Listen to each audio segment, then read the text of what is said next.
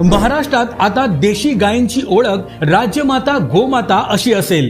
भारतीय संस्कृती जपणाऱ्या देवाभाऊंच्या महायुती सरकारने हा मोलाचा निर्णय घेतला आहे। या संबंधीचा शासकीय अध्यादेश नुकताच जारी करण्यात आला आहे। महाराष्ट्रात देशी गायींच्या संख्येत वाढ करून त्यांचं संवर्धन करण्याच्या दृष्टीने देशी गायींच्या पालन पोषणासाठी पशुपालकांना प्रेरित करण्यासाठी हा महत्त्वाचा निर्णय घेण्यात आला आहे।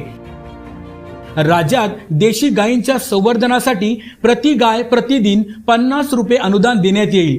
गोशाळांना अत्यल्प उत्पन्न असल्याने त्यांच्या मदतीसाठी हा निर्णय घेण्यात आला आहे। त्या देशी गायीचं संवर्धन झालं पाहिजे म्हणून हा दर्जा देण्यात आलेला आहे। आणि एवढंच नाही तर ज्या ठिकाणी पांजरपोळ आहे, ज्या ठिकाणी व्यवस्था आहे, अशा ठिकाणी देशी गायीच्या चाऱ्याकरता मदत करण्याचा निर्णय देखील राज्य सरकारने घेतलेला आहे।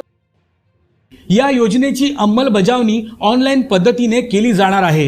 यासाठी राज्यातील प्रत्येक जिल्ह्यात गोशाळा पडताळणी समिती असेल। या निर्णयामुळे गोमातेचं रक्षण होणार आहे। गायीला गोमातेचा दर्जा देण्याची प्रलंबित मागणी महायुती सरकारनं पूर्ण केल्याने हिंदुत्ववादी संघटनांनी महायुती सरकारचे आभार मानले आहेत।